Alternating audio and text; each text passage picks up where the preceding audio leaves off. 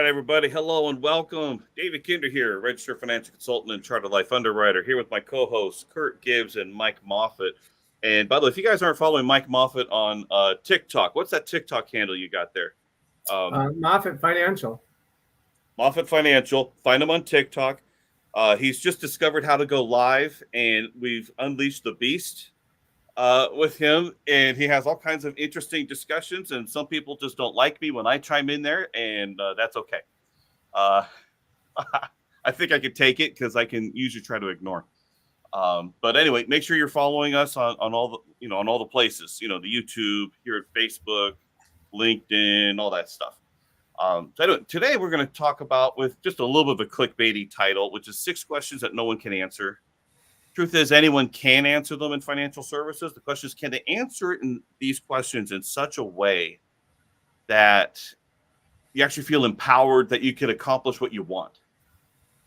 Because when we look at these 6 questions, and this is one of the very few things that I agree with that Nashville radio host, I don't want to discourage anybody from taking action and feeling like they can't accomplish what they want. And he made that argument on some research, calling the basement bottom dwellers, or living in their mom's basement, kind of a thing. Say they're just discouraging people from even trying. And so these questions, when answered with traditional advice, it can be discouraging. The way we do it, I like to think we have a very different, better way. This is why we say we advocate for a far better way, because I think we empower people far more with what we're talking about than with what traditional advice talking about. What are you guys thinking about on that before we get into them? Go ahead, Mike. I was going to let you go, but yeah, I think that, there's a lot of things that people might overlook or that they really don't understand when they're planning for their retirement and financial, future and things like that. So I think that a lot of the things that we're going to go over are good questions that everybody should ask themselves. And I don't, like you said, I don't necessarily know that there's an answer that you can exactly give, and it's certainly not a one-size-fits-all answer to some of these questions. But they're good questions to ask yourself, and the goal may be even adjusted up and down, or, what have you, throughout time as you get closer to that. But these are at least questions that you can, sort of start thinking about and saying, how would I answer that? And how does this apply to me? And start taking that and applying it to, how you see yourself retiring or, taking advantage of things in the future. Mm-hmm. Yeah, I mean, I would pretty much echo what you said there.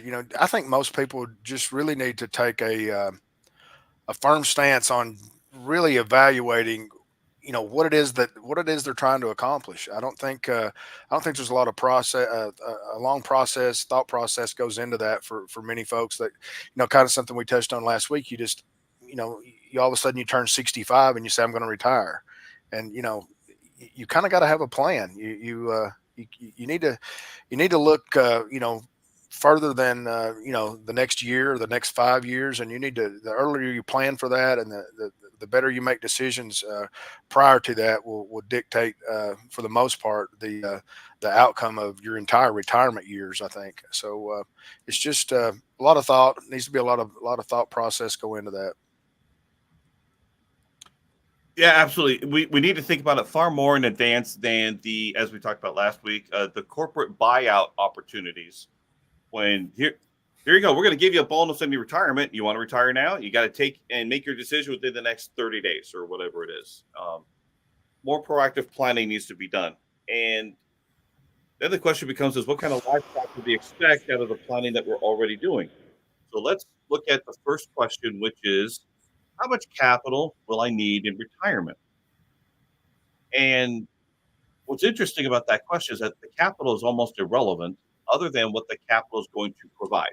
We need that capital to provide an income. And unfortunately, if anyone's paying attention to the financial news over the past few years, these retirement targets are increasing rapidly, almost to the point of really being very discouraging. So I'm going to share an article that was written a little over 4 years ago. Add this in. Retirement dreams. 3 million is the new 1 million. And here's how to get there. If you're 20 years old, you need to save almost $1,000 a month for 47 years. Hell, when I was 20 years old, okay, I was an idiot. I'm just putting that out there. I was an idiot. And at 20 years old, you barely could be earning $1,000 a month, let alone trying to save $1,000 a month consistently.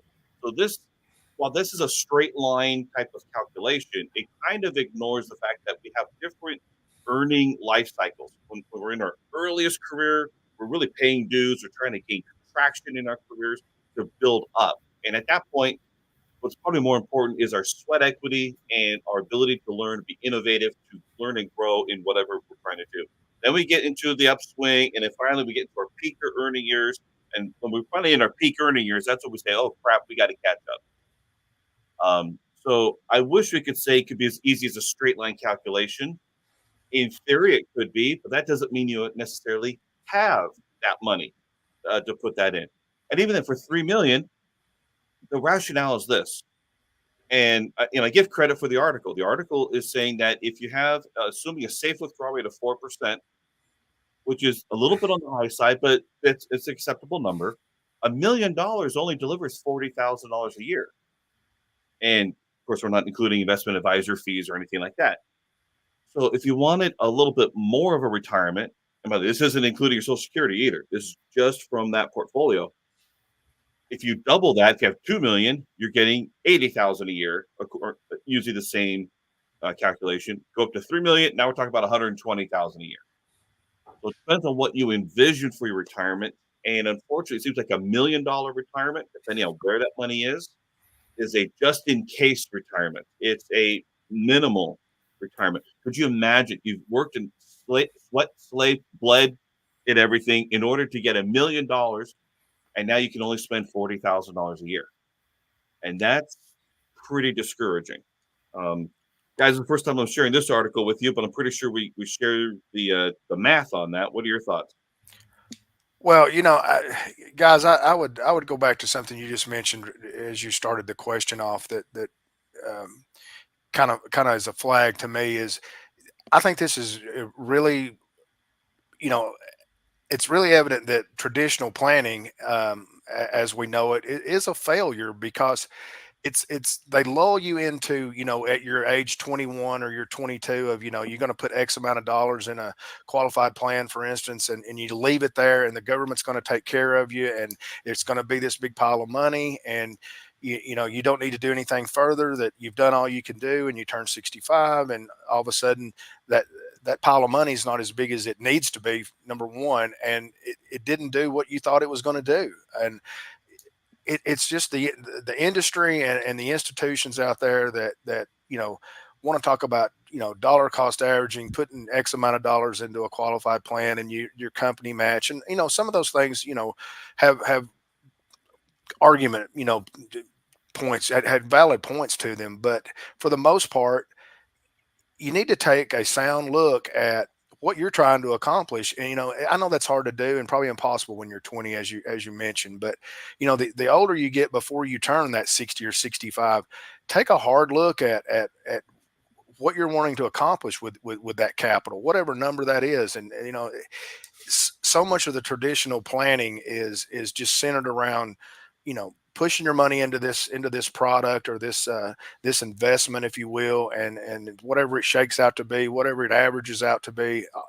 I just get really frustrated with the fact that no one just sits down and takes a look at where they're at with their statement after 4 or 5 years in a plan, and say, is this really doing what I'm wanting it to accomplish, X amount of years down the road.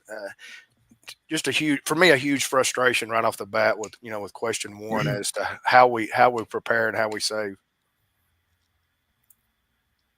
Yep. Agreed. Mikey, your thoughts? Yeah, I mean, as we're going through this, I'm just sitting here thinking, all right, I'm 65, I've worked 67, whatever age you want to use. I've worked my entire life. I finally have $1 million. $1 million. Like I saved it up over all this time. And now maybe you're making already 50,000 or 60,000 a year. And using a 4% safe withdrawal rate, you're looking at that and you think, holy cow, I worked my entire life to get $1 million and I'm going to take a pay cut in retirement. And that's before taxes and anything else. Of course, you're going to get your Social Security and, hopefully and all that stuff. But to think about that, and 4% might be even a little bit high,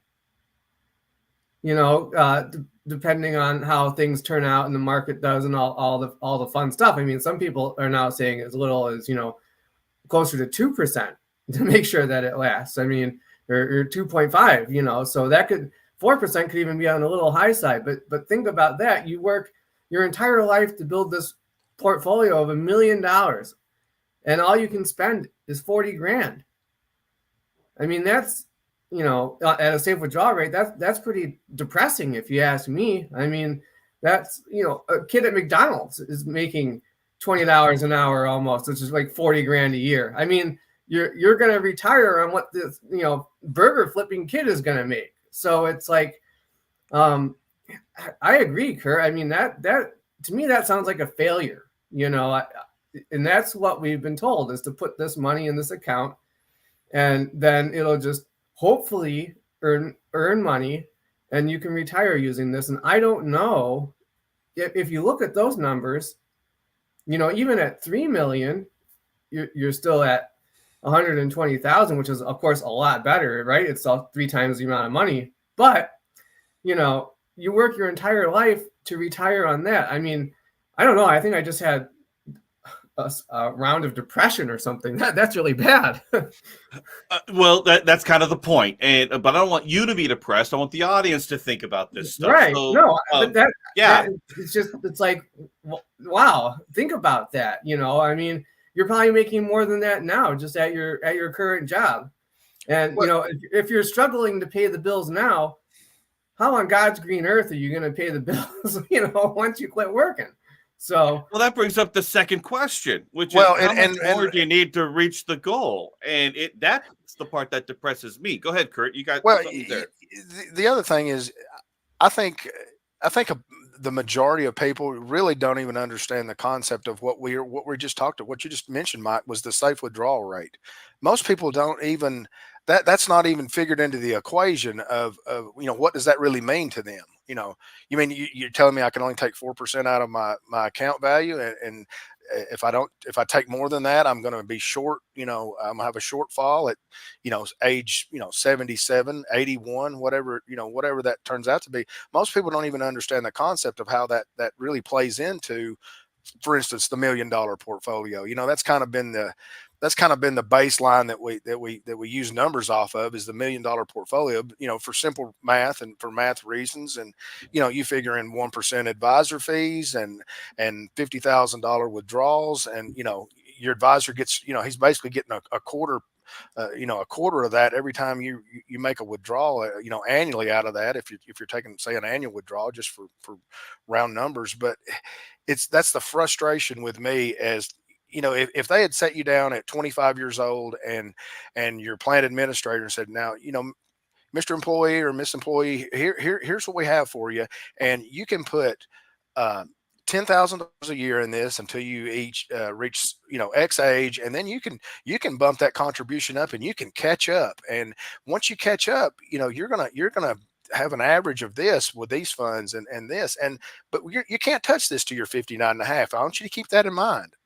Things like that are just, it's unfair, but at the same time, it's the traditional way. It's the traditional planning. It's really what have retirees that are looking to retire at a certain age. And especially now with the way the markets have been over the last, let's just say 20 years, that last 10 years have been a great, a great lick, if you will, for people that have been into qualified plans. Their values have been up. But I'll take you back to 2008. It's the year that I talk about more than anything, because it was personal for me. You take a 28 to a 35% drop in your account value, and you're, at that time, 38 years old, and you're thinking you were doing this right, this entire time. that's when the light bulb clicked for me that there's got to be a better way. We advocate for that better way, and we can destroy that 4% withdrawal rate with the strategies that we advocate for, and that we know is a proven system and a proven method of really building wealth the way it should be built. And that's off the sound principle with proof and math to back that up. I doubt that there's any HR person that knows how to use one of these. Oh no, absolutely not. They just don't know. And by the way, what's interesting is that even here in California, they finally passed a law that there's going to be financial literacy being taught in schools now. And that's been happening in more places. I think Florida was the first state to put that in. So, hey, California is right behind Florida on something. Go figure on that. But what's interesting is, on my YouTube channel, I've got a tutorial on how to use one of these things. It happens to be, it's funny. It's one of my most popular videos these days because people are buying this calculator and they don't know how to use it. But it feeds right into this question right here on the screen. How much more money do you need to save in order to reach your capital accumulation goals? And just like that other article, you need to save $1,000 a month from the age of 20 for the next 47 years to reach 3 million. I'm assuming probably a 9% rate of return. I don't know what the rate of return it's at 6% rate of return. So that's a conservative figure, which is good. But man, no one is going to be able to save that much initially. Now, unless you're very high earning, which is great, and we love high earners. We do very well with high earners because we help them save even more efficiently. But I still look at people who are just getting started in life, people who are emerging into their careers and growing in their careers, and they're looking back and say, "How the hell am I going to be able to retire the way I want to on my terms?" Well, it's so depressing on that.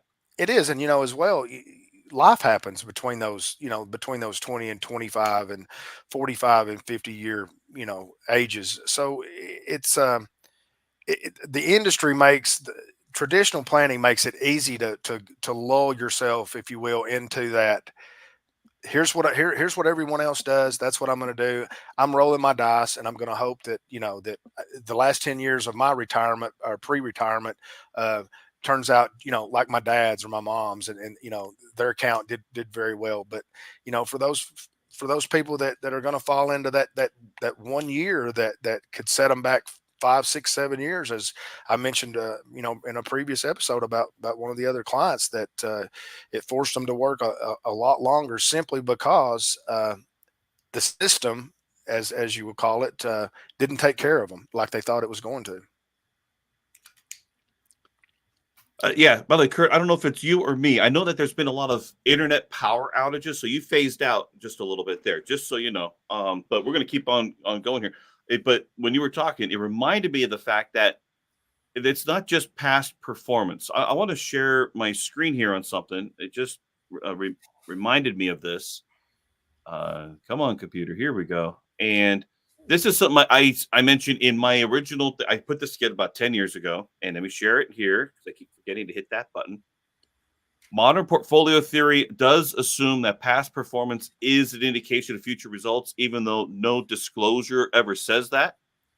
And I need to show this bigger so I can have this really show up right on the screen. Yeah, I was going to tell you if you can blow that up, people can see it. Yeah. I'm going to remove and then reshare because this is important. Share screen again and window. Here we go. Okay. And add to stage. There we go. Okay. So there's the problems with modern portfolio theory. And modern portfolio assumes that past performance is an indication of future results. And yet every disclosure says past performance is no guarantee of future results. And I'm going to move this again here. There we go. Because this is important. This assumes that life continues with no changes, including the economy. So when we're looking at the past, we're assuming that the political environment of all those past returns continues. And that has not been the truth. We're looking at the demographics. Well, demographics has changed in terms of their spending patterns because we have an older population. The older the population gets, the less they spend. So that's going to have an impact on the economy. Economic policy from Washington. Again, that ties into the political stuff, but that makes an impact. And economic indicators. All of that changes, which means that whenever we're looking at the past, it doesn't matter in a way. The only thing that I can gather from the past, looking at past returns, is that the American economy is generally very resilient. We're going to find a way to bring about returns because that's what the spirit of America is about. But that doesn't mean that it's going to guarantee everything. Quite frankly, the American economy succeeds despite a lot of some of these economic policies out there. So some people say, well, this political administration works better than that one, or that one works better. We all have our different arguments, we all have our different beliefs, but the fact is that we continue to succeed despite it until, and I think of that movie and the book, think of the movie first, but Atlas Shrugged. As soon as the American economy says, forget it, I'm tired of even trying, that's when everything else is going to fall apart. I think we're a long way away from that kind of issue there, but who knows? But not everything stays the same consistently in terms of looking at the past and how things going forward in the future with the companies that we're investing in. Which brings up question 3, which is, do we have an investment methodology for the greatest success with the least amount of risk? And that's such a key question because we're talking about some pretty big numbers here. And we're talking about for middle income, middle America, which in a way doesn't really exist in California much. California, you've got poverty and you've got well-off. The middle America part really doesn't exist unless they've already been homeowners and they've been doing well for the past 20 years, and that's still the middle America, but they're not emerging here. Rest of the country may have middle America, but it seems to be declining. So how do we preserve the American dream? How can we do that? And I believe it takes is a different fundamental approach. Having your capital in a place where it is far more efficient for its use rather than being addicted to a net worth number. Because once we can break away from that, if we could say, I don't need $1 million, but I do need what the equivalent of $1 million would provide for me. I want this result out of where my money is. Where can I do that with the least amount of risk, greatest amount of flexibility, greatest amount of probability that I'll get what I want? Can that be delivered? Well, if you really just stop and think, that's a very powerful question right there. That is very powerful question. The greatest success with the least amount of risk. I mean, if you're the client and you're sitting across the table and your advisor asks you that, and very few probably would, but just sit and think about that for just a few moments. You're not put on the spot to answer it, in X amount of minutes or time, but take that back home and think about that. There's really very few ways that you as the individual can even manage that risk, any risk. I mean, you really have very little control over any of the risk that's associated with your money. So you really got to stop and think about, which direction you're going. Is it a direction that is full of volatility? It's up, it's down, it's depending on the year, may determine, what's going on with the election cycle, all those risks that are built into every single thing. It can be overwhelming, but you need to stop and really take a deep dive into what is going to provide me with the greatest success for the least amount of my risk. And I think if more people would really evaluate that within whatever plan they're in, there would probably be some portfolio adjustments to say the least. Because as we know, things that we incorporate now, traditionally speaking, are time tested. They're used by the wealthiest of the wealthy, and there's something they know about creating wealth that the average middle class or the average qualified plan participant just isn't aware of. And it's simply because of the lack of the education and the fact that everyone feels like that big pile of money is the answer. And it's like, what if you have a big pile of money? Well, where it's at is obviously going to determine, how much more tax you're going to pay out of it when you distribute that in the form of income, or taking it as cash flow, as we call it. So many factors, but what a powerful question, really. Yeah, I mean, you kind of nailed it. Kurt. I think what advantage is it to a fiduciary advisor when they're making money off of the assets under management to show you how having less money in the right place can spend better than having more money in another place, not necessarily the wrong place, but another place. So, of course, they're going to want you to have this giant pile of money. How it spends isn't necessarily the conversation so much as, well, how much can you accumulate? Well, what difference does it make how much you can accumulate when it really matters how much you can spend of what you accumulate? So we have to, that was a great point, Kurt, because, you have to go back and look at, okay, how is what I have going to spend versus how much do I have? And if you're making, a commission, so to speak, or a fee off of somebody else's assets, why would you want to show them how they can spend the same or better with less when that reduces your income, your cash flow? So sometimes having your money in the right place is going to be a lot more important than having, quote, more money. So yeah, it's a very, very powerful conversation. It's an important point, and it's something, that you can really think about and ask, how I would go and ask them, how much of this am I going to be able to spend every year? And what is it going to look like? And how are you going to, and even ask them how much they're going to be making in fees off of you. And when you see that it only takes 3 or 4 clients just like you for them to retire with the same income that you've worked your entire life to get, that might start to make you a little upset. So just, a great point, Kurt. Well, and I would, you can unwrap it just even a little bit further if you want to, get just, in the edge of the weeds, if you will, with investments and portfolios that are, in part totally dependent on shareholders and the decisions that they make with, portfolios and fund managers and what they do to support their bottom line, which is why we obviously, support the mutual insurance companies out there that have a vested interest in you as the client and the individual, and the decision-making process is managed risk over, pooled over many years and several avenues that they utilize to create revenue and to make themselves profitable, and which gets passed on to you. And I think that's the biggest draw to me to what we're doing, is the fact that you do have ownership and what's going on within your plan. And if you got to answer to the shareholder board and it's a mutual fund company, it's too many pieces of the pie are involved in that type plan. And I think if more people understood the risks that are taken with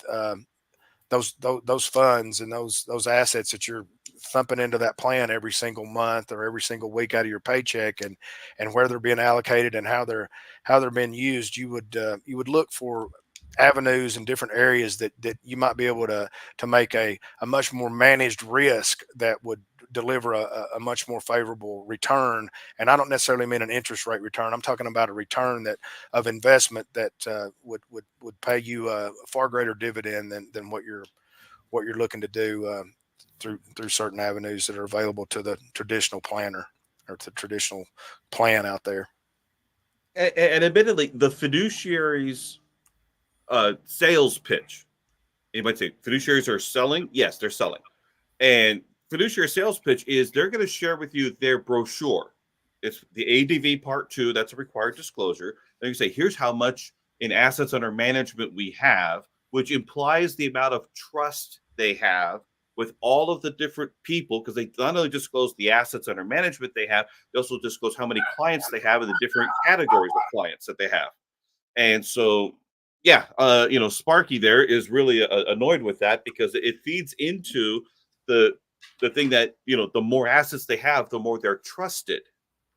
And what I want to say, be able to do is we got to decouple that assets under management does not mean that they are in the best place for them to achieve their goals.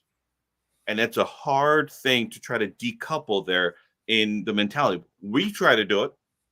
And sometimes we get clients that start to see, this is the game for what it's being played as. And when we're able to get that, when the client finally says, aha, I get it. Oh, it's the most beautiful thing. It's far better than whenever they sign and write the checks for the things that we do. It's when they get it. And it's the most amazing feeling and amazing time when the client's eyes are open and they start seeing the patterns of the system that's being used, that we believe is being used against them, against their best interests. So let's go on because we're running lower on time here. Question number 4. Here's another great question. Is it your goal and intention that every year you're working or that you're in business that you want to earn more each and every year? And why is that important? Well, that's important because we need to look at taxation, because the more successful you are, the more taxed you are. And I'm only here in California. It's not like we don't know anything about taxes here. I mean, they increase taxes like it's crack. So the higher that you earn, the more that you're going to be taxed, especially at the top marginal tax rate. And of course, the deeper you're into each bracket, the higher your effective tax bracket. Now, the difference between effective and marginal is that effective is your combined income, applying the different brackets at each thing, and then you average it out with your total net tax that you're paying against your total income. That's your effective rate. The marginal rate is the last dollar that's being stacked on top of all of that, and what is that being calculated at for that transaction. So that's the difference between effective and marginal. But it's important that if we're looking at how successful we're becoming, shouldn't that play a role in how we make our wealth building decisions? And that doesn't always happen. We don't necessarily question what we've been doing, assuming we've been starting from age 20. Again, most of us at age 20 are idiots. So if we're doing the same things all that time, are we making new adjustments to where we're placing our wealth, depending on how successful we are becoming? Kurt, you got a thought? I heard that. Well, yeah. I mean, I socialize quite a bit with people, and I'm not afraid to strike up a conversation about anything, whether it's, at the gas pump or in line for coffee or, wherever that may be. And, I recently heard a conversation, actually another advisor that's local in town that I don't know the guy, but I do know of him. And, I saw him talking to this lady that was probably in their mid to late 50s or, maybe 60, whatever. And it's amazing to me how many traditional planning methods are centered around the fact that you're going to be in a lower tax bracket when you retire. And they think that that's okay. The client thinks that's okay because they don't understand the difference between income and how it's taxed and cash flow that isn't. And, if you can get more cash flow from your income and pay less tax on it, why would you not want to do that? Why would you not take a look at that? And the lady, after she sat down with the gentleman and got up to leave, I wanted to say a lot to her, but I watched her go to the garbage can, and she had been given a prospectus and she just tossed it in the garbage.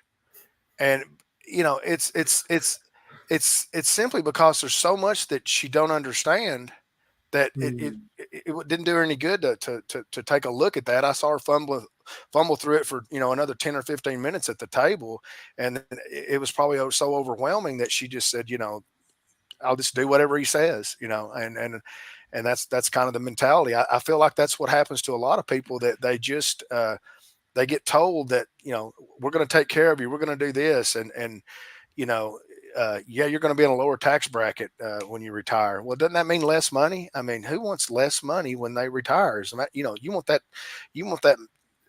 to be the maximum amount of cash flow that's going to deliver to the most inflation adjusted income that you can gather from your portfolio. And that big pile of money without an exit strategy is really not worth what you think it is. Well, you took the words right out of my mouth almost, because the only way to retire in a lower tax bracket is to have less income. And who wants less income? That doesn't even, nobody wants to have less money. That doesn't make sense. And like I said before, if when you're working, if you're getting close to retirement and you're struggling to pay your bills, and your advisor says, "Oh, don't worry about it. You're just going to retire in a lower tax bracket." Well, ask him, "How in the heck do you think I'm going to retire in a lower tax bracket if I have the same income?"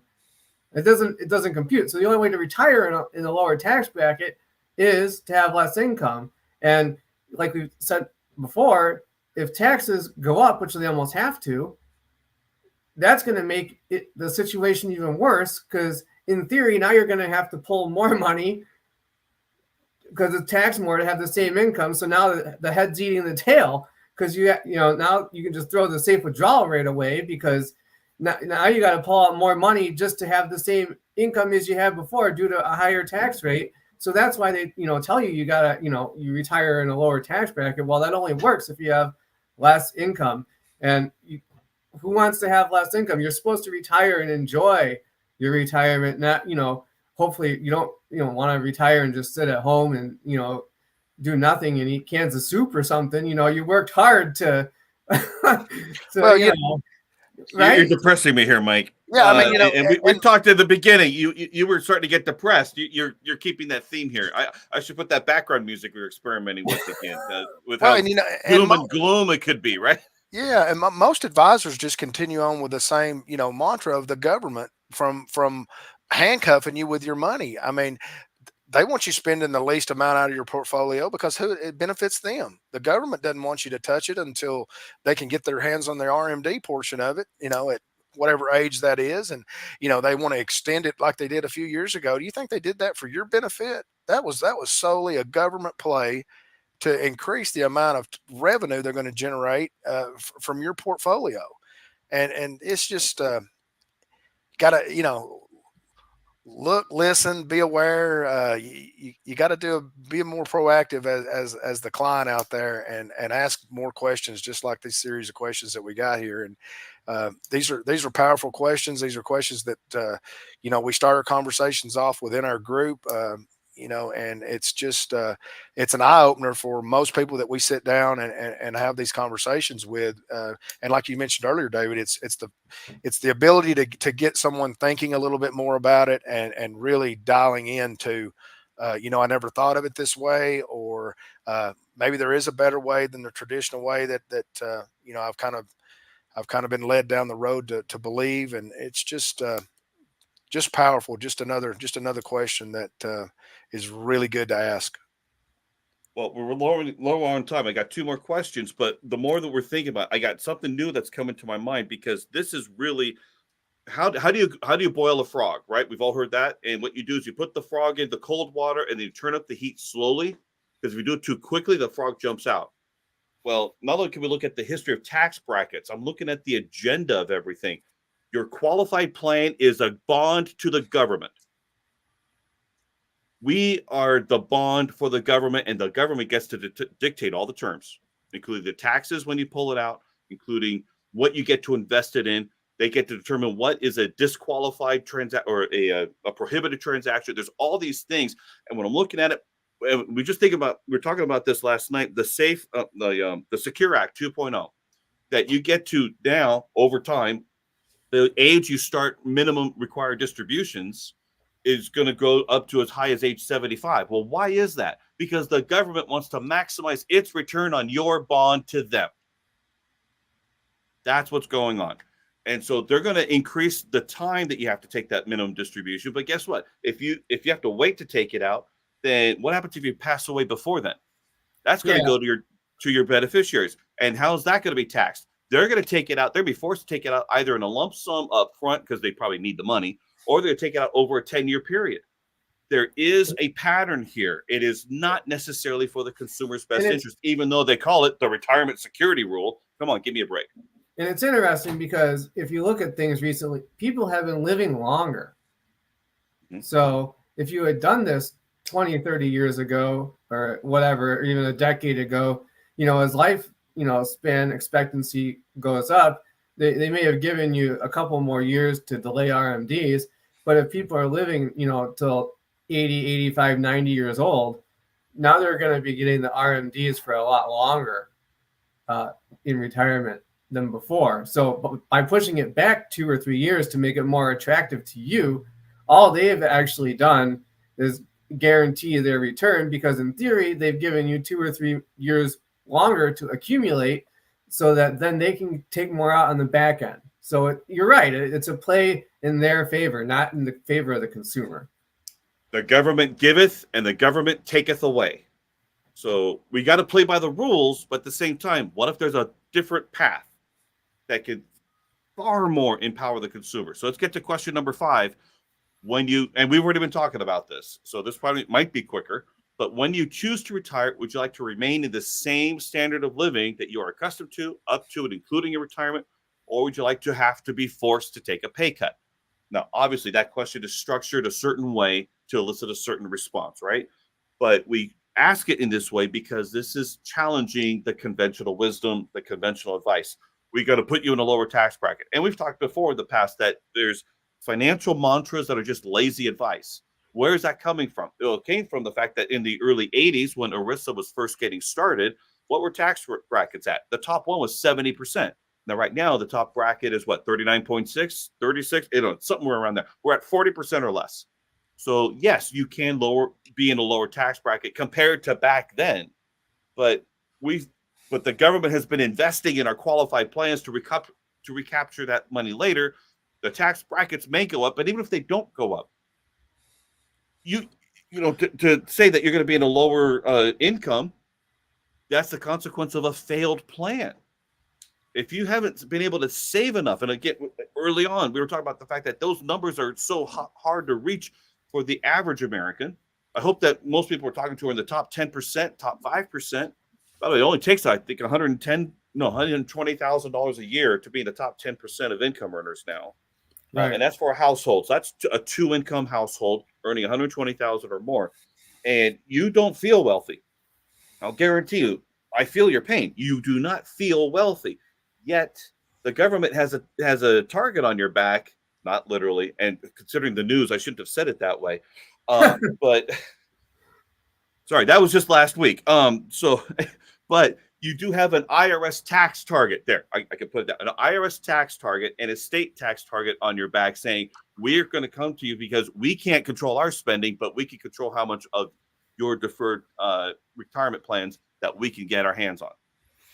Well, and to the point of this question, and really you could wrap this into several of these questions, is what from a client perspective, what is your definition of success?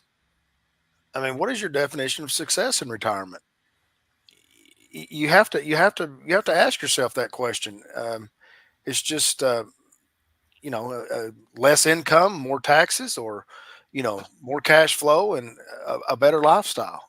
It's all that magic question of that we've heard so many times within the group, is where your money's at's more important than what it earns. Quit chasing that rate of return and put your money in areas that deliver the tried and true guarantee that been around for over a century, and do exactly what they say they will do, and have the best risk management pool of anything in the industry as far as managing a dollar goes, and the ability to spend that dollar in more than one place. Just so many different avenues and so many different ways of what you need to ask yourself on what you determine as being a successful retirement. Yep, great. We got to move beyond what the system tells us a successful retirement is, and be content with what the system has told us. So to move it along, we're going straight to question number 6. Do you believe that over your lifetime, income taxes will inevitably have to go up? And we've been talking about that the entire time. And so obviously, you know what our opinion is. The answer is yes. And I usually differentiate between tax economics and tax policy. Mm-hmm. Tax economics say it has to go up because the government has no restrictions on their spending, and they don't see the impact of how they're taxing the American people. Tax policy is going to say who is going to be paying that bill.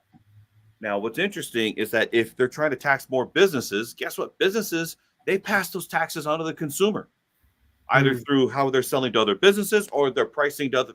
I mean, think about it here in California. And by the way, minimum wage is a form of tax because it's a government mandated requirement and you have to mandate it and you have to follow it. And so when they increase the minimum wage for restaurant workers that have, I forgot how many, either minimum location or minimum number of employees, I think it was like 20 plus employees, you're now required to pay them $20 an hour. Well, these restaurant places, they have to make up for that. So what have they been doing? Slowly increasing prices to help make up for that. They pass that cost to the consumer. Hopefully these businesses still have enough traffic and cash flow coming in to offset that. But the businesses that are a little bit more specialized and maybe not quite as well known, the mom and pop type of stores that don't quite have the same either reputation or same knowledge, they're not going to be able to deliver as much. They're the ones at risk. The bigger companies, they don't mind. Amazon won't mind. McDonald's won't mind, because what that means that other places, they go out of business, they get more market share. They're going to make up for it in transaction volume. There's always a way a business is going to pass it on to consumers. So don't say, well, that corporation isn't paying their taxes.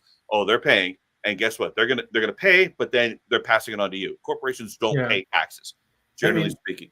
That's a great point. I never really actually even thought of it that way, that the minimum wage is a tax. I mean, you think about, just think about the implications of that. A business, if they're, going to make a profit and they have to pay people more, like the McDonald's thing or, whatever, having to pay somebody $20 an hour. Okay, well, it's not necessarily it's more of a tax on the consumer, because now the consumer has to pay a higher price because the business has to offset that cost somehow. So when you have a minimum wage, instead of the business and the economy determining what a wage should be for something or what an employee is worth, when the government mandates that you have to pay somebody a minimum wage. Now I don't take this the wrong way. I everybody should be paid a fair wage and all this stuff, and in some ways maybe minimum wage is good, but when you really take a look at it, it is actually a tax, because now you have to at least pay this much. And so the cost of goods and services and everything has to go up to meet at least that standard. So, it's a great point, and it is a form of a tax. And as far as, I think we've said this 1,000 times on the podcast, but all of us, I think on here would agree that taxes have to go up at some point. What that looks like or how it affects people is, maybe a different conversation. But, when we have as much debt as we do and we have all of the, expenditures and things going on, at some point there's going to be a day of reckoning at some point, and we're going to have to pay these bills. So they're going to have to pay them somehow. So they're going to have to make a tax in some way in order to pay it. So how it all looks and how it all works out, that's a different conversation altogether, and what kind of taxes they can implement and how things go and stuff like that. But I think I would agree taxes have to go up at some point. How much did they go up? That's a conversation for another day. How do they do it? That's a conversation for another day. But it's just inevitable. We're in the lowest tax bracket, basically, or tax rate that this country's ever been in historically, for the most part, and we have the most debt that we've ever had. So those two things no compute. They don't go together. So something has to give somewhere, and I think it's going to come to a head, and it's going to be a problem at some point.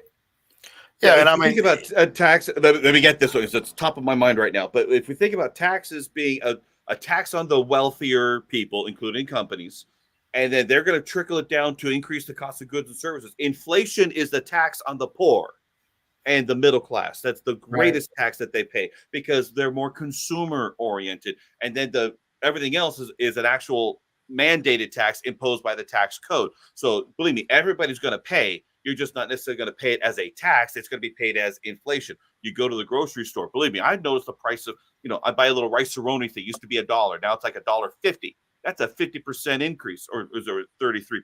Whatever. It's a higher percentage. That I noticed that. I'm like, damn, they're really trying to get me. A thing of a store branded 2-liter bottle of soda used to be $1. Now it's $1.25. 25% increase. Gee whiz. Everything is going up. So I don't care what the metrics say. Inflation is a tax. Taxes are a tax. Everybody's going to pay. No one's exempt. Yeah, there's hidden taxes everywhere. You just don't, really think about it and realize it, but they're everywhere. Go ahead, Kurt.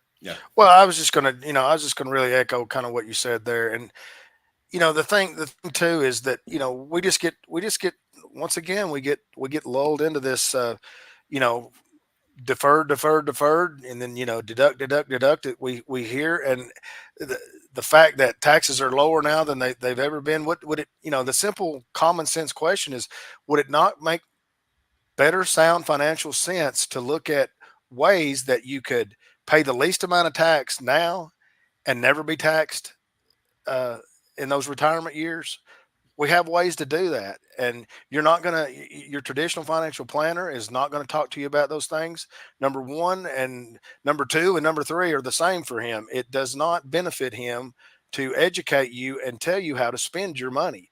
It benefits him to get that pile of money, keep that pile of money, and never tell you an exit strategy that shows you how to distribute that money and spend the money that you've worked 25, 30, 35, 40, even sometimes maybe 50 years of accumulating, how to spend that the most efficiently and live the retirement that you want, not the one that you can afford. And we'll just end it off with this, that not only can we help people accumulate the money where it can be more efficiently spent, but you can still have access to it and take advantage of all these issues that have been going on in the economy. It's because you're not locked out of your money. You're not locked out from taxes and penalties. You have liquidity that you can be able to take advantage of opportunities from other people who might not have planned so proactively. But when you proactively plan for liquidity as well as efficient spending in retirement, it changes the whole game entirely. This is why we changed the way we used to think and the kind of advice we give, because we want to put consumers in a far more empowering position than they've ever been.